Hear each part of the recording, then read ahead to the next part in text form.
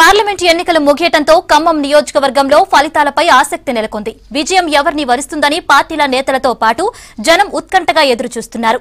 గెలుపు తమదేననే ధీమాలో టీఆర్ఎస్ ఉండగా టీఆర్ఎస్ లో ఉన్న మైనస్లు తమకు కలిసొస్తాయని భావిస్తోంది కాంగ్రెస్.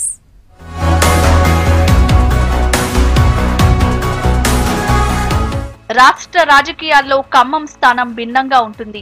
అధికారంలో ఓ పార్టీ ఉంటే ఇక్కడ ప్రతిపక్షాలదే హవా కొనసాగుతుంది. ఓటర్లు కూడా భిన్నమైన తీర్పులే ఇస్తుంటారు. ఇక్కడి రాజకీయ పరిస్థితులు చూస్తే కమ్యూనిస్టులు బలంగా ఉండటం, కాంగ్రెస్ టీడీపీకి పట్టుండటంతో కారు ముందుకెళ్లలేకపోతోంది. ఒక్క ఖమ్మం మినహా మిగతా 9 నియోజకవర్గాల్లో 2 స్థానాల్లో టీడీపీ, 6 స్థానాలను కాంగ్రెస్ గెలుచుకుంది. వైరా స్థానాన్ని స్వతంత్ర అభ్యర్థి గెలుచుకున్నారు.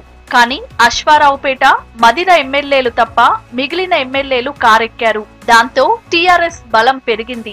అయితే ఇక్కడి సిట్టింగ్ ఎంపీ శ్రీనివాస్ రెడ్డికే మళ్లీ ఎంపీ టికెట్ దక్కుతుందని భావించిన చివరి నిమిషంలో నామాకు టికెట్ కన్ఫర్మ్ చేసింది టీఆర్ఎస్ అధిష్టానం. కాంగ్రెస్ నుంచి వంకాయలపాటి రాజేంద్ర ప్రసాద్ కు టికెట్ ఖరారనే వార్తలొచ్చాయి. తర్వాత వద్ది రాజు రవిచంద్ర కూడా తెరపైకొచ్చారు. మైనింగ్ క్వారీలు, గతంలో వేసిన పెనాల్టీలతో అతను పోటీ నుంచి తప్పుకున్నట్లు తెలుస్తోంది. నామా నాగేశ్వరరావు పోటీకి సిద్ధమైనా అనూహ్యంగా పార్టీ మారి టీఆర్ఎస్ నుంచి టికెట్ దక్కించుకున్నారు. దాంతో నామా నాగేశ్వరరావుకు పోటీ ఇచ్చేందుకు ఫైర్ బ్రాండ్ గా పేరున్న రేణుకా చౌదరిని రంగంలోకి దింపింది కాంగ్రెస్. బరిలో నామా, రేణుకా ఉండటంతో ఖమ్మంలో పొలిటికల్ హీట్ పెరిగింది.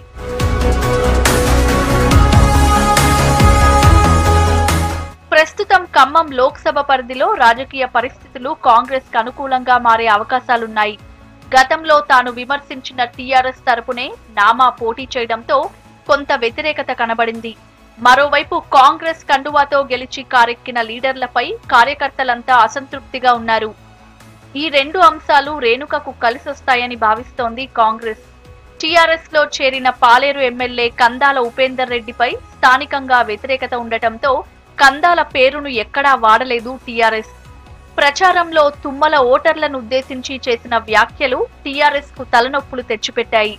ఖమ్మం నియోజకవర్గం నుంచి నామా నాగేశ్వరరావుపై గెలుపొందిన పువ్వాడ అజయ్ కుమార్ అతన్ని వెంట పెట్టుకుని తిరగడాన్ని ప్రజలు ఎంతవరకు రిసీవ్ చేసుకుంటారనేది ఫలితాల్లో తేలుతుంది.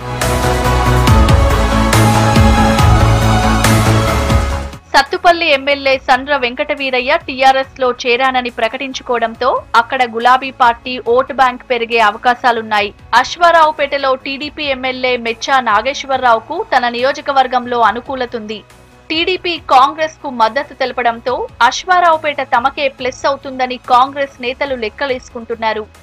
కొత్తగూడెంలో నువ్వా నేనా అన్నట్లు ఫైట్ చేసి గెలిచిన వనమా వెంకటేశ్వరరావు టీఆర్ఎస్ లో చేరడంతో అక్కడ కూడా కార్యకర్తలు కాంగ్రెస్ వైపు మొగ్గు చూపినట్లుగా ఆ పార్టీ నేతలు అంటున్నారు.